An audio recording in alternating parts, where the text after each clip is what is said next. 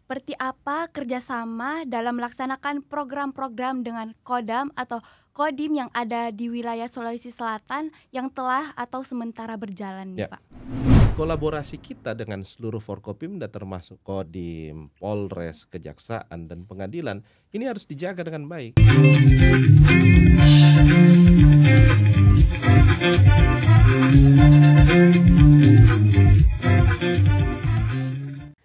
Assalamualaikum warahmatullahi wabarakatuh, sahabat setia hingga akhir Sultan Hasanuddin Podcast. Pada kesempatan kali ini dengan saya Leda Cahaka Kuat Prati Uloli, dan tentunya saya tidak sendiri, saya akan ditemani oleh saya Serdakoat Uun Ulfa Yusuf. Nah Uun, pada hari ini kita kedatangan tamu yang paling spesial nih. Wah, siapa tuh Mbak? Tamu orang yang nomor 1 di Kabupaten Goa dan mempunyai karisma dan mempunyai wibawa yang luar biasa. Oh, saya tahu nih Mbak. Siapa? Pasti Bapak Bupati Goa, yaitu Bapak Dr. Adnan Purcita Ihsan Yasin Limpo SHMH. Selamat datang Bapak. Terima kasih. Alhamdulillah. Terima kasih. Jadi Bapak gimana kabarnya Bapak? Alhamdulillah baik dan sehat. Gimana kabarnya? Alhamdulillah baik juga Sehat. Bapak. Alhamdulillah. Tapi saya mau koreksi dulu nih. Siapa Pak? Namanya bukan Puricita, tapi Purikta. Purikta. Oh, Purikta ya. Purikta. Ihsan Adnan Yasin. Purikta. Agak kebarat-baratan memang namanya. Siap. Agak susah nanti kalau lidah Indonesia. Nah iya, jadi Purikta. Coba dicoba Purikta. dulu. Diulang Berarti- dulu. berarti Dr. Adnan Purikta Nah, itu Ihsan dia. Yasin Limpo Iya, SHMH. Iya. Nah, itu baru benar tuh. Tepuk tangan dulu kita. Tepuk tangan. Nah, terima kasih Bapak sudah Iya. hadir di Sultan Hasanuddin Podcast. Terima kasih sama-sama. Ingin bertanya Bapak, kesan dan pesannya terhadap Sultan Hasanuddin Podcast ini. Ya, saya pikir ini sebuah terobosan ya. Di era sekarang, digitalisasi itu adalah sebuah keniscayaan. Masyarakat kita sekarang menurut data Badan Pusat Statistik, 63% itu adalah milenial, Gen Z, dan post Gen Z. Betul. 63% ini semuanya adalah mahir teknologi dan melek teknologi. Maka kalau misalnya sisanya Gen X dan juga baby boomer tidak mampu menyesuaikan dengan perkembangan zaman yang ada, maka dia tertinggal.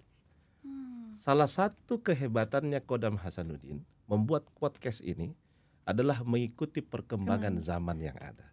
Oleh karena itu ini sebuah terobosan.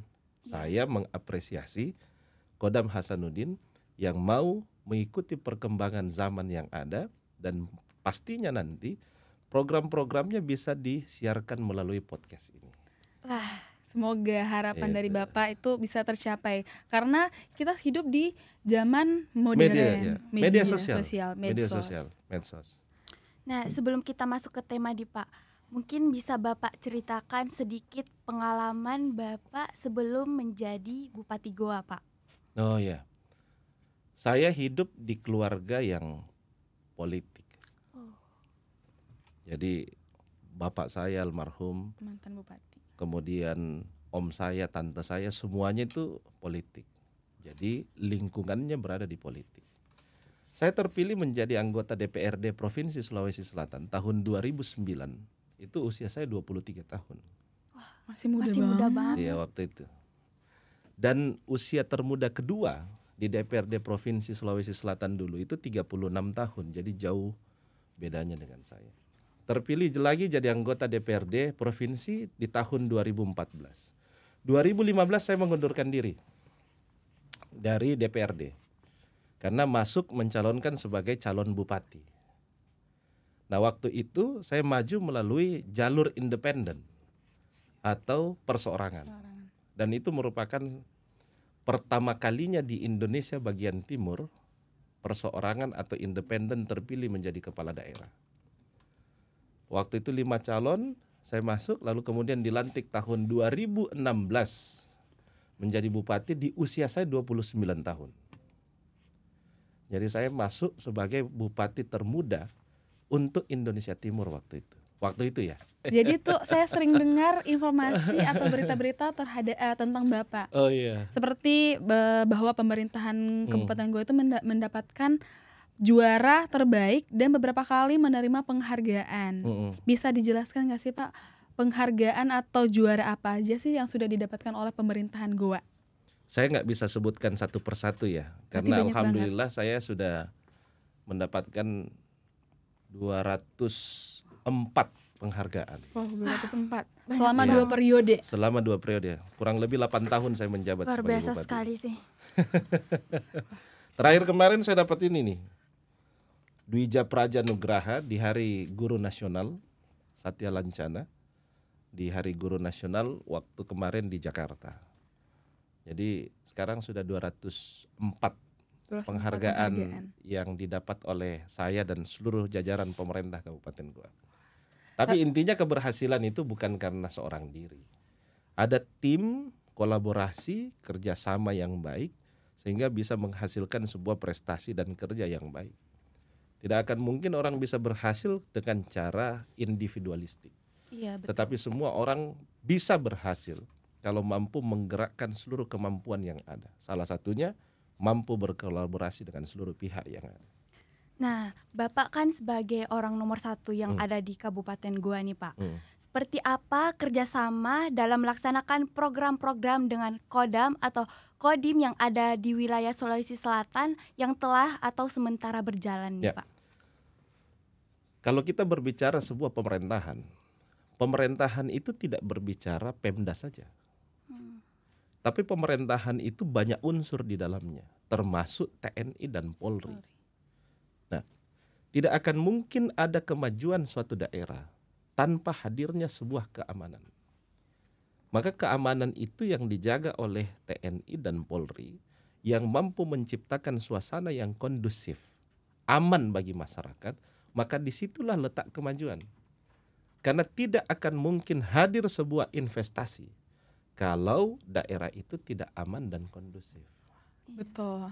Maka tugas kita bagaimana mampu bekerja sama dengan seluruh unsur pemerintahan yang ada, termasuk Kodim, Polres, Kejaksaan, Pengadilan, dan lain-lain. Kita mampu kolaborasi dengan baik, menciptakan situasi yang aman dan kondusif, dan terlihat bahwa Forkopimdanya itu kompak. Maka yakin dan percaya daerah itu pasti akan maju. Berarti poin pertama yang poin paling penting itu berarti menjaga keamanan di suatu wilayah. Ya, sehingga kolaborasi kita dengan seluruh Forkopimda termasuk Kodim, Polres, Kejaksaan, dan Pengadilan ini harus dijaga dengan baik. Kalau ini mampu dijaga dengan baik, maka yakin dan percaya seluruh program yang kita rencanakan pasti mampu dijalankan dengan sebaik-baiknya tanpa adanya gangguan sedikit pun. Nah, oleh karena itu kita harus juga memahami apa yang menjadi kebutuhan para Forkopimda. Sehingga kita sebagai pimpinan dari Forkopimda itu harus mengetahui apa yang menjadi tugas tanggung jawab masing-masing. Apa yang menjadi programnya masing-masing. Baru ketika dia membuat sebuah perencanaan program, disitulah peran Pemda untuk mendukungnya. Maka Kabupaten Goa, alhamdulillah selama ini koordinasi dengan seluruh Forkopimdanya berjalan dengan baik. Kami khusus untuk Kodim, kami sudah bangunkan asrama Kodim yang baru, tipe 45, kepada seluruh anggota Kodim yang masih aktif. Kurang lebih ada sekitar 35 rumah. Wow, banyak.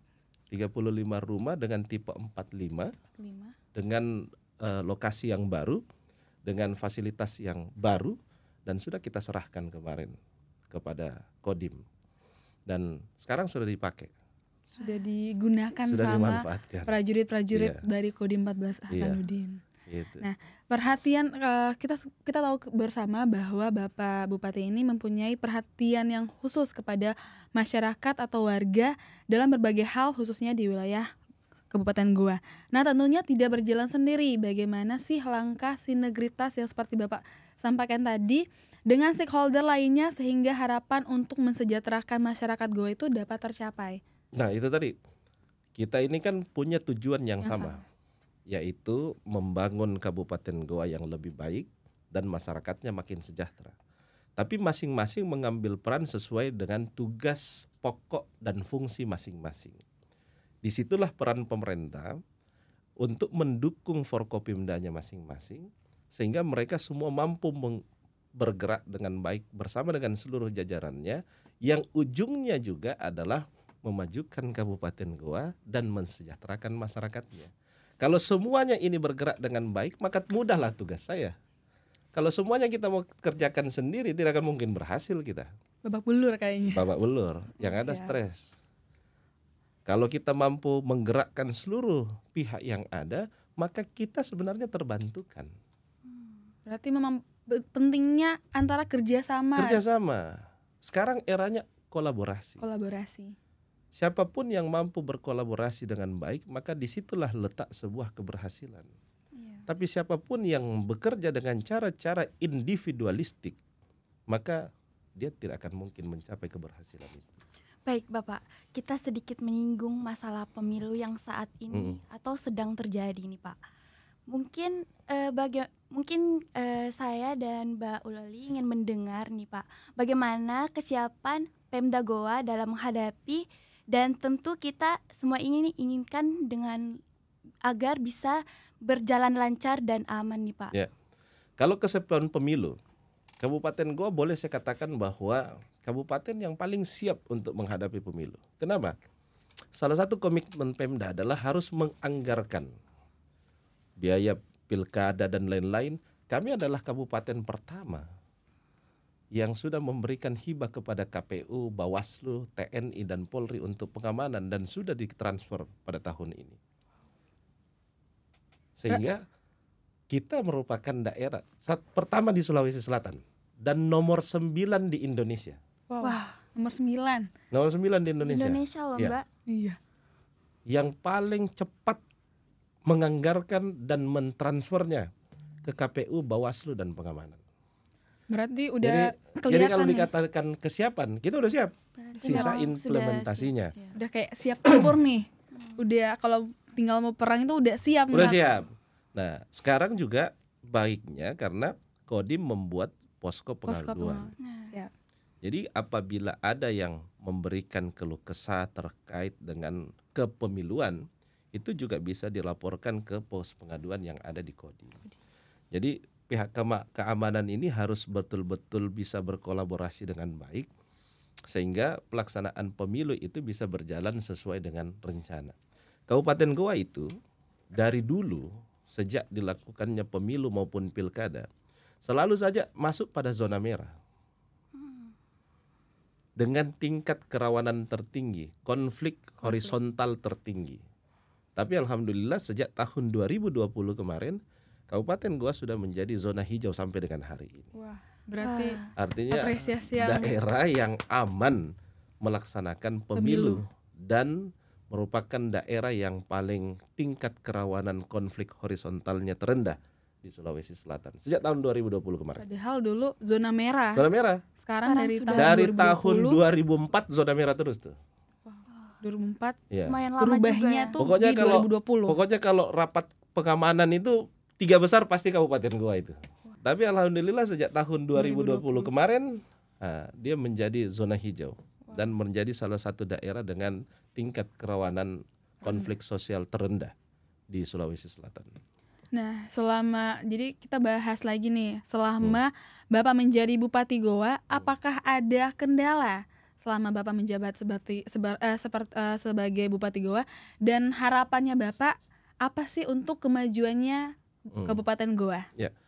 Kalau kendala banyak pasti. Tidak ada semua orang yang memimpin itu tidak memiliki kendala. Apalagi kendala kalau dikatakan kendala apa yang paling dirasakan? Siap. Nah, saya ini jadi kepala daerah di zaman Covid. Bagi saya kendala yang paling berat itu adalah Covid. Siap. Gitu. Tapi bagi saya siapapun kepala daerah yang sudah melewati masa-masa Covid pasti dia akan tahan banting. Kenapa tuh Pak? Karena waktu Covid itu pemerintahan itu betul-betul di satu sisi ekspektasi masyarakat terhadap pemerintah terlalu tinggi, di satu sisi kemampuan pemerintah tidak ada. Terbatas. Hampir dikatakan terbatas, tapi sebenarnya tidak ada. Itu kenapa? Karena ya keuangannya jauh menurun, kemampuan keuangannya jauh menurun, jangkauannya kepada masyarakat juga jauh menurun. Kita mau membantu juga masyarakat terbatas. Kita juga takut sama penyakit kan? Siap. Bukan cuma masyarakat aja yang takut dengan Pemerintah COVID. juga takut. Pemerintah juga takut dengan COVID. Jadi semua serba keterbatasan. Gitu. Jadi itulah menurut saya adalah menjalankan masa pemerintahan yang paling berat adalah pada saat COVID-19. Jadi kalau dikatakan kendala yang diterima sampai dengan hari ini, kita ekonominya sudah bangkit. Tapi belum seperti sebelum terjadinya COVID. Belum maksimal berarti belum Bapak. maksimal. Oleh karena itu ketika ditanyakan apa kendalanya, maka kendala saya adalah kita ekonominya sudah bangkit, tapi belum maksimal seperti sebelum COVID. terjadinya COVID. Siap Bapak. Itu kendalanya. Tapi harapannya? Harapan saya adalah pendidikan yang ada di Kabupaten Goa itu semakin baik di masa yang akan datang. Ukuran keberhasilan pendidikan yang kita investasikan hari ini menurut riset yang ada membutuhkan waktu 25 tahun. Wah, lama juga ya Bapak. Karena indikator keberhasilan pendidikan itu tidak bisa dibandingkan dengan infrastruktur. Siap. Kalau kita membangun jalan dan jembatan, kita selesaikan dalam waktu 1 tahun dan bisa dilihat hasilnya oleh masyarakat dalam waktu 1 tahun. Tapi kalau pendidikan tidak. Ya. Kita lakukan investasi hari ini, tunggu 25 tahun baru dia berhasil. Kalau dia konsisten. Karena berbicara sumber daya manusia, sebenarnya ini kekuatan. Saya selalu katakan bahwa kekayaan suatu daerah dan bangsa itu bukan ditentukan karena sumber daya alamnya. Tetapi kekayaan suatu daerah dan bangsa ditentukan di manusianya. Siapa yang mampu membangun sumber daya manusianya, dia akan menjadi daerah yang tercepat di dalam pembangunannya. Oke, baik Bapak. Kembali lagi ke kerjasama nih Pak. Kerjasama, sinergitas dalam melaksanakan program-program kegiatan. Tentu hal ini menjadi salah satu keinginan yang dapat tercipta dengan unsur Forkopimda ataupun komponen bangsa lainnya. Nah, dengan Kodam sendiri nih Pak, Kodam 14 Hasanuddin, yang dipimpin oleh Bapak Pangdam Maijen TNI Dr. Toto Imam Santoso, bagaimana pendapat Bapak nih Pak terhadap program-program yang sudah dijalankan oleh Bapak Pangdam? Saya pikir Bapak Pangdam yang ada sekarang adalah orang yang sangat memperhatikan perkembangan zaman yang ada. Filsuf Heraclitus mengatakan, there is nothing permanent except change. Bahwa tidak ada yang abadi kecuali perubahan. Dan perubahan itu berada di semua lini kehidupan yang ada.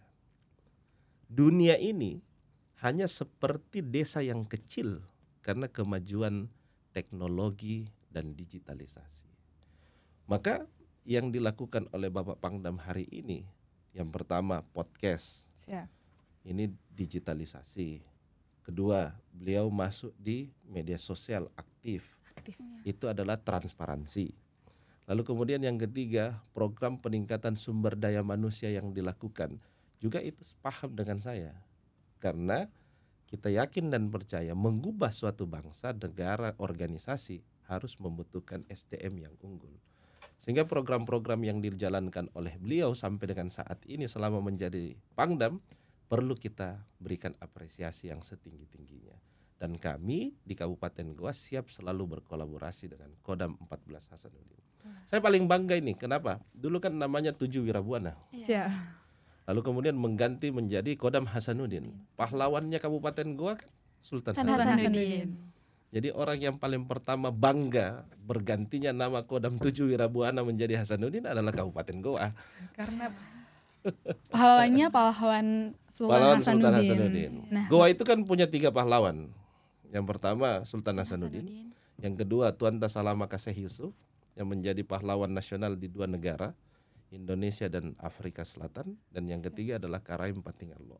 Tapi kamu tahu nggak kalau Bapak tuh mempunyai suara yang bagus? Apa iya Mbak? Iya, kamu coba deh kamu cek Instagramnya Bapak. Itu lagi nyanyi sama putrinya. Oh iya. Baru-baru ini ya. Siap. Jadi kayak wah, Bagus, berarti suara Bapak sama suara putri Bapak dan suaranya Ibu tuh semuanya bagus berarti. Saya main gitar. Iya, karena saya dulu kan dari SD itu ngeband. Wow. Ngeband tuh saya main gitar.